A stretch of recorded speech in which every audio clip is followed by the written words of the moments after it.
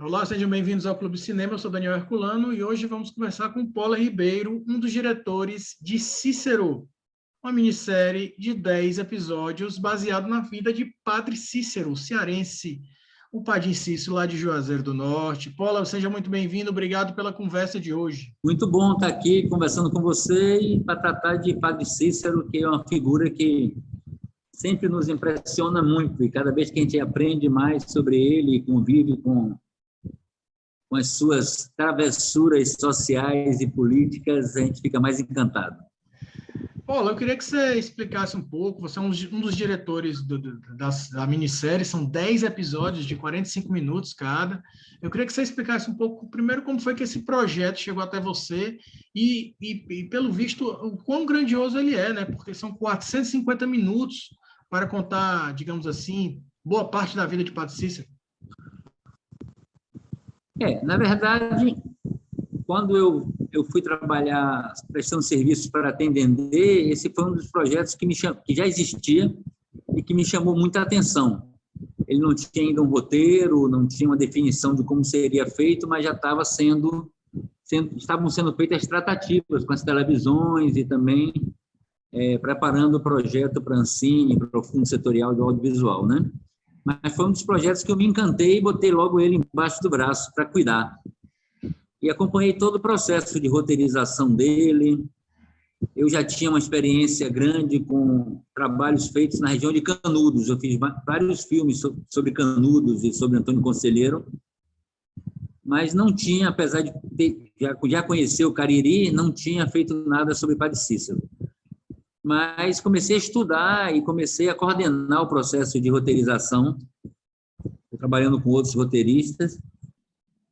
E, a princípio, eu nem iria dirigir, mas foi ficando muito com minha cara o projeto nos primeiros momentos. E eu terminei entrando como diretor da série, junto com Vânia. E, enfim, depois a gente foi acrescentando outros diretores também que foram participando de... Porque, como você falou, é um projeto imenso, né? Então, teve toda uma parte de ficção que eu dirigi e uma parte das entrevistas com acadêmicos e pesquisadores que também eu dirigi. A parte mais dos eventos, das festividades e de outros personagens da série, não fui eu. Mas, assim, eu pude ter a oportunidade de conhecer bastante o Cariri e ficar encantado. Eu acho que é uma das regiões do Brasil que tem muito para falar para o Brasil e acrescentar ao Brasil quando o Brasil voltar a falar para o mundo. Então, assim, acho que o Cariri tem um processo histórico muito rico, um aprendizado de tecnologias sociais fantásticas, uma mistura de negros, índios, brancos, os mestiços, sertanejos, uma história de luta, uma história de sobrevivência, uma história de fé e de empreendedorismo, né? Uma história riquíssima de sobrevivência e de crescimento. E é uma história de uma profecia que deu certo, né? Uma profecia que aconteceu. O Cícero, eu acho interessantíssimo o nome da série chamar Cícero. É um homem, um sacerdote, mas um homem que viveu de uma maneira muito intensa seu tempo, né? Um homem que conhecia muito de ecologia, estudava ecologia, lia livros e revistas europeias que pouca gente no Brasil tinha acesso, e ele era uma pessoa extremamente preparada e letrada, e, ao mesmo tempo, uma pessoa com uma vivência muito junto das pessoas que mais precisavam naquele momento. Então, ele conseguia unir pensamentos, estratégias, raciocínios e dar soluções que, às vezes, pareciam até mágicas, milagrosas, mas que já eram informações que ele detinha e que, como um homem ativo do seu tempo, ele conseguia colocar em prática. Então, foi uma experiência riquíssima e é um prazer disponibilizar parte dessa história para que o Brasil também possa estar convivendo, estar aprendendo com essa riqueza que vem do Cariri. O Cariri que recentemente ganhou um centro cultural gigantesco, maravilhoso, o governo do estado inaugurou. que para congregar mesmo todo tipo de cultura, o reisado, enfim, a música, o teatro da região. Isso é muito legal. Acho que pode ser até o seu produto audiovisual pode ser até debatido futuramente no Centro Cultural Cariri, né, já que se trata de uma figura tão ilustre da região.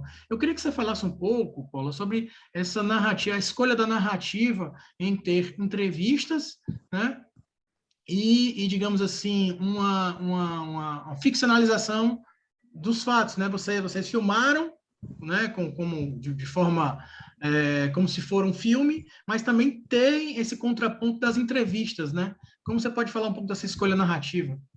Para a diversidade que a gente absorve no Cariri, né? Essa terra que quem está de fora pensa sempre numa terra seca, numa terra abandonada, um fim de mundo, e de repente você está do lado de uma serra maravilhosa, com água jorrando de muitas maneiras, uma terra fértil, uma terra de esperança mesmo, assim. E que juntou um povo muito diverso. Então, uma forma de contar isso era trabalhando com o conceito da diversidade. Ou a gente fazia uma ficção mesmo toda, que é um sonho, mas é um outro orçamento, é um outro projeto, e as negociações de viabilização do projeto me passavam pela TV aberta. Então, a gente precisava ter um respeito muito grande por essa figura que tem uma penetração muito grande na cultura, principalmente cearense, extremamente, principalmente do Cariri, mas em todo o Ceará, em todo o Nordeste, e no Brasil inteiro, né? Você passa por São Paulo e para ali na porta da Estação da Luz, você vai certamente ouvir falar de Padre Cícero em algum momento, porque já aconteceu comigo algumas vezes. Então, é uma figura que o Brasil conhece o emblema, conhece o símbolo do Padre Cícero. Já foi tema de escola de samba há 50 anos atrás, foi tema de escola de samba há 4 anos atrás, voou pela Sapucaí há 4 anos atrás. Teve um Padre Cícero que passou voando, literalmente voando pela Marquês de Sapucaí. Então, ele está no imaginário popular de uma maneira muito forte e precisava ser tratado com muita delicadeza e com muitos pontos de vista, para não fechar nenhuma das possibilidades que cercam esse mito, digamos assim, né? É muito controverso, a atuação dele desde a época era muito controversa, a iconografia dele foi muito perversa com ele em muitos momentos, tem charges em jornais nacionais, ele com faca entre os dentes, com a mão sangrando, porque de fato participou de eventos bélicos, né? Chegou a abençoar canhões, digamos assim, mas na luta pelo aquele povo que ele acreditava que eram os famélicos do Brasil, né? As pessoas mais necessitadas do Brasil naquele momento. Ele é um cidadão que nasce no Crato e vai para aquela vila meio perdida e diz que ali vai ser a grande metrópole do futuro. E, de fato, quando você chega no Juazeiro, você percebe uma pulsação de economia, uma pulsação de vida, de atividade comercial, de atividade cultural, mais do que quase todas as cidades, até juntas, do entorno. Então, assim, eu acho que essa opção era ouvir experiências concretas do povo que acredita, que segue, que acompanha os milagres, que paga a promessa, como ele está inteiro na vida das pessoas, a ponto das pessoas se vestirem dele na representação das suas promessas, trazer outros personagens que tiveram uma força simbólica também muito grande, como Maria, né, a Beata, que tem uma força imensa na região. Questionar um pouco a Igreja Católica sobre esses processos de institucionalização, que até hoje ele não é um santo para a Igreja, mas é um santo para o povo, que acredita que é melhor ele estar um santo que toma chuva, que toma sol, está ao ar livre, está livre, mas, ao mesmo tempo, vê pensamentos dentro da Igreja que dizem... Um bispo disse para mim, São Francisco e Santo Antônio foram institucionalizados que estão na presença, na memória do povo, e estão na vida do povo de uma maneira muito forte, né? Então, tem esses conflitos, tem discussões, tem pessoas que ainda se ressentem, tem grupos políticos, já que ele atuou na política, que foi prefeito, ou seja, teve oposição concreta. Então, a ideia de buscar vários pontos de vista de pesquisadores e de jovens acadêmicos, foi muito interessante isso, perceber a força da URCA, a força da Universidade Federal do Ceará, no interior, discutindo essa territorialização, trazendo novas pesquisas, né? A gente conversou com pessoas que trouxeram informações muito recentes sobre quem é esse Romero que vai hoje lá. Não é mais somente o Romero vestido de pano preto, sobre a cabeça, mas o Romero que quer chegar na metrópole Juazeiro, que quer comprar um iPhone, que quer entrar num shopping, que quer namorar, que quer festejar. Ou seja, entender as mudanças que o Brasil vem sofrendo e essas mudanças que essa região tem passado, o que está passando na cabeça dos jovens e o que se mantém disso também foi muito importante. Então, a gente ouviu pesquisadores mais antigos, que já tinham feito pesquisas há tempos passados, 20, 30 anos, e também jovens pessoas questionando, mas quem chega perto pega um pedacinho de fé. A fé de Padre Cícero é um tanto contagiosa.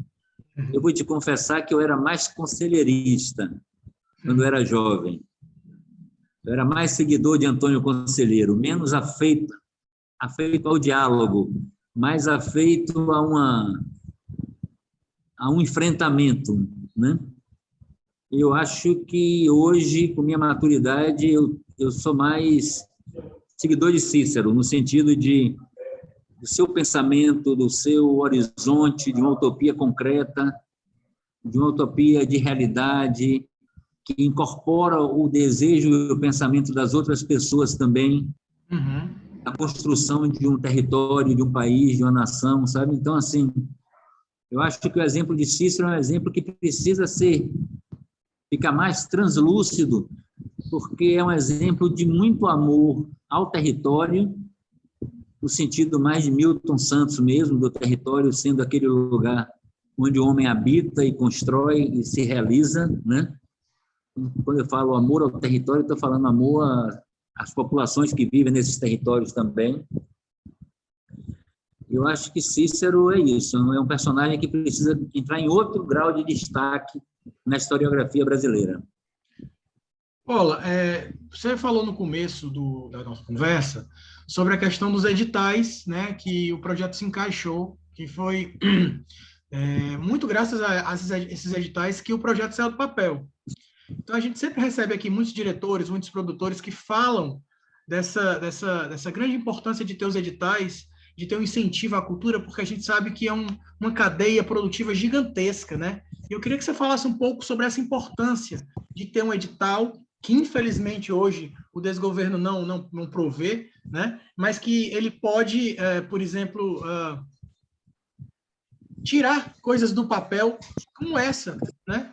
Como Cícero. Sim.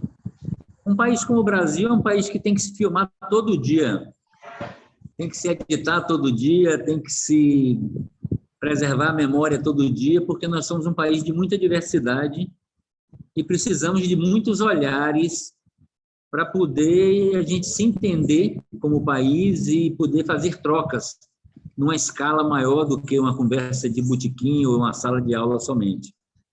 Eu acho que esse projeto, na verdade, eu acredito que nem foi exatamente um edital, ele é uma política até mais avançada já do que o edital, porque a política do audiovisual no Brasil, ela se configurou como uma política muito estruturada, com uma musculatura muito forte. Então, assim, o edital, você tem uma comissão que aprova um projeto, né? No caso desse projeto, é uma atitude mais madura da sociedade e do meio audiovisual, digamos assim. Como é que funciona isso? Como é que estava funcionando isso, na verdade, né? Porque, no momento, não está funcionando. mas como é que estava funcionando. Eu tenho uma ideia de fazer um projeto sobre o Padre Cícero. Eu convenço uma televisão, ou um cinema, ou uma distribuidora de que o meu projeto é interessante. A gente troca uma carta de intenção e eu vou desenvolver o projeto. Com o projeto desenvolvido, a gente faz um contrato e apresenta a Ancine. Uhum. Um contrato realizado entre instâncias da sociedade, ou seja, você pode entender que até aí não entrou governo, é só sociedade. É a produtora, o realizador, o interessado em fazer o conteúdo, conversando com quem vai exibir esse conteúdo, que é ou a sala de cinema ou uma televisão. Então, se dois entes da sociedade aprovam um projeto, ou seja, não é só o desejo do realizador que quer fazer um filme, às vezes um filme para ninguém ver, entendeu? Não é só um desejo, é um desejo que ganhou força a ponto de convencer uma TV comercial de que seu produto vale a pena ser exibido. E esses dois juntos fazem um contrato, e com esse contrato você tem acesso ao recurso. Então, é um processo, na verdade, é um sistema muito complexo, mas que você viu que praticamente não entrou governo, não entrou o desejo de governo. O governo, como a Ancine, como agência reguladora, apenas vê dois entes da sociedade, uma produtora e uma televisão, que combinaram, entraram em um acordo de que vão fazer um conteúdo audiovisual e que esse conteúdo vai ser exibido. Então, é um prazer muito grande quando eu vejo assim que a TV Ceará vai exibir para todo o estado do Ceará, e outras TVs têm exibido também no Nordeste, 10 episódios de 45 minutos da história de Cícero, com personagens de toda a região nordestina, paraibanos, alagoanos, sergipanos, baianos. Então, assim, é um sinal que dá certo, é uma política que estava acontecendo e que estava dando certo, empregando centenas de pessoas, né? Minha equipe mesmo tinha 18 pessoas trabalhando, e mais depois a pós-produção, a edição, tudo, a trilha sonora, a computação gráfica, então, enfim, gerando muitos postos de trabalho para um conteúdo que tem uma vida aí, antes de virar memória somente, ele tem uma vida longa. Eu mesmo tenho um desejo de pegar esse mesmo material e transformar em um filme mais conciso, de 70 minutos, ou seja, tirar 450 minutos e transformar em 70, que eu acho que tem conteúdo e tem qualidade para isso, sabe?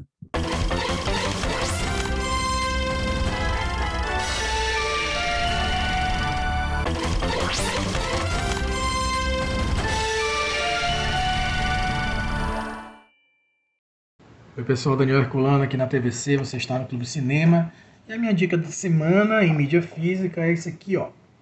Uma história de amor e fúria, um filme premiado em Annecy, um filme espetacular, com Celto Mello, Camila Pitanga, Rodrigo Santoro fazendo as vozes, um filme do Luiz Bolognese, tá? Que foi premiado em Annecy, como eu falei, uma animação e que conta, digamos assim, o início. Ô, Daniel, em 76 tudo era experiência. Na verdade, você não tinha o circuito para exibir os filmes. Então, era aquele ambiente de que você batalhava, você queria fazer um filme, juntar... Do nosso patrocinador Clube Box, o primeiro clube de assinatura do Brasil. É muito bom ver você falando desse projeto assim com muito apreço, sabe? Você que tem uma carreira... eu quero dizer que você é um veterano, não, mas você tem uma carreira já gigantesca, que a gente pode falar aqui por muito tempo. Eu queria até que você falasse um pouco como é que você olha hoje, você estrear Cícero, por exemplo, que é um projeto de TV, mas como é que você olha hoje para a sua carreira, olhando lá atrás, por exemplo, Cachundé, em 1976, né? E até o último filme que você dirigiu, em 2007, né, que já faz um bom tempo. Isso é importante a gente colocar também, né, as dificuldades que a gente tem nesse dia a dia do audiovisual também, que foi o Jardim das Folhas Sagradas, em 2007. Como é que você vê o teu trabalho lá em 76, em 2007 e hoje com o Cícero? Do audiovisual. Fosse para a televisão, fosse para o cinema, todos os estados do Brasil produziram filme nos últimos 15 anos. Então, assim, é muito incrível você imaginar que o Amapá, que o Acre, que Rondônia, Roraima, produziram filmes. Não estou falando do Ceará, que já tem uma tradição histórica, já tem uma produção, já tem um festival consolidado, já tem casas de cultura, como a Casa Amarela, Eusébio de Oliveira, que já tem na universidade os cursos, já tem o Dragão do Mar, já tem experiências riquíssimas na área do audiovisual. Para o Brasil, eu falo experiências riquíssimas não só para o Ceará, experiências riquíssimas para o Brasil. Mas, assim, estados pequenos, Sergipe produziu filmes, então, não só pela questão da tecnologia que viabilizou isso muito. Por exemplo, quando você fala que eu fiz meu último filme em 2007, é engraçado porque eu lancei filme semana passada e amanhã lanço filme de novo. Porque eu filmo de várias maneiras. Eu filmo com câmeras profissionais, eu filmo com GoPro, eu edito as coisas que eu filmo. Eu fiz o meu mestrado em cima do audiovisual na gestão pública. Então, eu estou dirigindo hoje o Museu de Arte Moderna, mas em um ano que eu estou aqui, eu já fiz 6, 7 filmes sobre essa gestão e sobre o museu, e sobre as exposições e tal. Então, assim, eu hoje não tenho um desejo, diria assim, para você, de fazer filmes para cinema, é uma empreitada muito grande que eu não estou mobilizado para isso. Eu estou mobilizado para filmes mais curtos, para experiências de comunicação mais rápidas, onde eu tenha um resultado mais rápido, onde só tem a parte do prazer, praticamente. Não tenha grandes captações de recursos, grandes sofrimentos de orçamento, de justificativa. Meus filhos já estão nessa, formaram em cinema e estão querendo isso. Mas eu sinceramente, estou tendo muito prazer nessas experiências mais corridas, mais imediatas. Agora, o que foi feito no audiovisual brasileiro, eu acho que foi feito de uma forma com uma musculatura muito forte, uma experiência muito rígida. Ela foi copiada, parte dela na América Latina, parte dela na África. A gente influenciou coisas em Portugal, na política de televisão. Então, eu acho que não é uma coisa que se acabe muito rapidamente.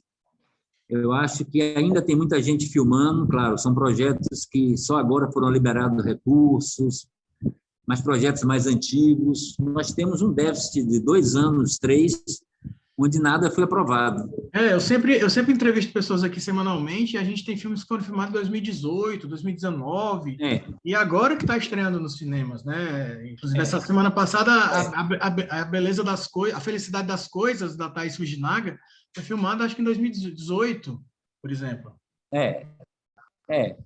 Teve, além dos 2 anos de pandemia, onde as coisas se paralisaram mais, mas teve uma descontinuidade.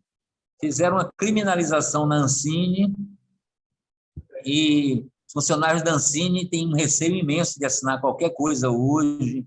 Então, a gente precisa voltar rapidamente a uma certa normalidade no Brasil para que as coisas possam, dentro de um conceito, de outro, de oposição, de situação, de projetos um pouco mais populares, um pouco menos populares, mais elitistas, mas o que nós temos é um projeto de destruição. Nós não temos no Brasil hoje em curso um projeto de andamento de uma situação, a gente tem um projeto de desmonte. Mas eu acredito que o audiovisual, assim como os museus, que hoje está dirigindo tem uma estrutura mais forte. Tomam uma pancada, sentem a dor do golpe, mas eu tenho muita fé de que muito rapidamente a gente vai estar a pleno vapor novamente.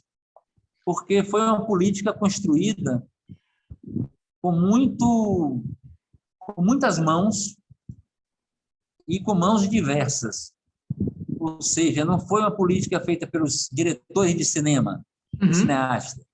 É uma política onde participaram as televisões fechadas, as televisões abertas, as distribuidoras, o streaming, as plataformas de streaming, as cadeias de cinema. Então, com todos os conflitos, mas foi construída uma coisa que, em determinado momento, tinham setores que eram contra, mas depois viam que era favorável, né? Tinham setores que estavam muito acostumados com sua televisão só passar filme estrangeiro e achavam uma afronta ter que botar séries brasileiras. A TV aberta brasileira, para entender projetos como Cícero, demorou muito. E nisso eu dou muitos, como é que se diz? Muitas glórias para quem construiu a política, mas também pessoas como Vânia Lima, que é a dona da Tendendê, que é a produtora dessa série, que ela entendeu a lei e foi à rua fazer a lei ser cumprida, digamos assim, convencendo as pessoas de que era um bom negócio. De que a ideia no Brasil era que o governo devia dar dinheiro para as televisões. E a política não dava dinheiro para as televisões. A política dava para as televisões um conteúdo de alta qualidade por preços muito baixos. Então, ela, de alguma forma, estava aportando qualidade para as televisões. Só que as televisões não queriam essa qualidade nacional. Ela preferia botar o programa qualquer que já estava lá, o prato feito, né? Quando começaram a descobrir, como a TV Ceará agora vai ter essa experiência, já teve outras, mas agora vai ter essa oportunidade de ter uma experiência de passar 450 minutos em 10 semanas, eu acredito, com um produto que é a cara do Ceará, que é a cara da TV Ceará, que vai dialogar com o seu público de uma forma muito intensa, inclusive com o seu público de TV aberta, porque a série não foi feita uma série erudita para discutir Padre Cícero. Isso eu tenho vontade quando eu falo que eu quero fazer o filme com esse mesmo material. Mas foi feita uma série popular, uma série que dialoga com a TV aberta. Por isso também tem uma linguagem fragmentada, digamos assim. Uma hora tem o clipe, uma hora tem uma encenação, uma hora tem uma fala que não pode ser muito longa, de um professor universitário, de um pesquisador. Então, a gente foi feita uma dosagem dentro de linguagens que as pessoas já assimilaram, num Fantástico, num Globo Repórter, né? Coisas que a televisão, de alguma forma, já vem mostrando e que a gente buscou isso, ou seja, buscou uma maneira como um produto de comunicação. Não é uma série para ganhar um prêmio de arte, um prêmio... Não foi isso que foi buscado. Foi buscado uma série que tivesse uma boa qualidade e que tivesse uma boa capacidade de comunicação com o público da TV aberta, principalmente nordestina. Antes de eu pedir para você convidar as pessoas para assistirem Cícero aqui na TVC, eu queria que a gente falou muito sobre políticas públicas, sobre filmes feitos nesses últimos tempos, sobre a importância da cultura e reafirmação da cultura no Brasil. Eu queria que você desse pelo menos uma ou duas dicas de filmes que você gosta muito dos anos 90 para cá, que o Brasil produziu. Nessa última leva, acho que a gente conseguiu galgar até prêmios internacionais nesse período, né? A Vida Invisível conseguiu chegar a Não Certo Regar, enfim, uma série de coisas que a gente... O Tropa de Elite número 1 foi Urso de Ouro em Berlim, enfim... o próprio Bacurau, né, que foi premiado em Cannes também, um dos 3 melhores filmes daquele ano. Então, eu queria que você falasse um pouco de filmes que te tocaram nesse meio tempo aí, dos anos 90 para cá no Brasil, tá bom? Queria que você ficasse à vontade nesse momento. Daniel, são muitos filmes. Eu tenho um carinho muito grande por essa cinematografia brasileira das últimas 2 décadas, e são muitas referências. É difícil nomear 2, justamente porque, como nós não temos um movimento como foi o Cinema Novo, como foi a Atlântida, onde tinham quase que um conceito do que produzir dentro de uma linguagem muito parecida e tal, e é mais fácil para a gente dizer, dentro desse cardápio aqui, eu amo Deus e o Diabo na Terra do Sol, eu amo Terra em Transe e tal. Eu acho que uma das características dessa produção brasileira dos últimos 20, 25 anos é que a gente vem, quando eu falo 25, porque talvez seja o maior tempo do Brasil sem crise na área do audiovisual, né? A gente sempre viveu de crises, altos e baixos. Mas eu diria que desde Fernando Henrique Cardoso, que o Brasil já vem construindo um programa da indústria audiovisual brasileira. A percepção de que a indústria audiovisual brasileira precisava ser uma coisa forte já vem sendo construída há bastante tempo. Ela se implementa no governo Lula, principalmente, mas ela já vinha sendo pensada. Então, eu falo que, desde Carlota Joaquina, digamos que seria o filme da retomada, o filme emblemático da retomada, a principal característica do cinema brasileiro é essa diversidade de linguagem. E não só pela questão territorial, como eu falei, o Amapá filma longa-metragem, o Amazonas filma longa-metragem, Santa Catarina filma, Mato Grosso. Então, não é só pela questão territorial. Se a gente pegar somente a produção, por exemplo, de Pernambuco, é impressionante. A diversidade de uma produção que vai de Cláudio Assis para Bacurau, ou Lírio, ou Paulo Caldas, ou o pessoal mais jovem, entendeu? É muito difícil a gente levantar a questão de títulos, mas eu diria assim, e com todo respeito e carinho pela cinematografia cearense, por exemplo, dos produtos do Rosenberg, Cariri, dos produtos do Volney, que sempre estiveram muito próximos dessa territorialidade, eu acredito que o cinema pernambucano ele trouxe para a gente essa estatura internacional, que eu acho que é o cinema.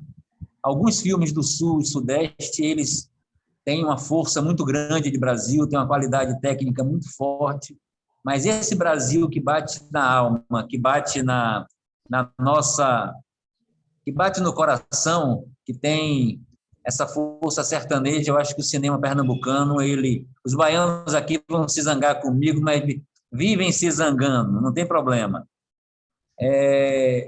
São filmes que trazem essa dor de Brasil e, ao mesmo tempo, essa utopia de Brasil.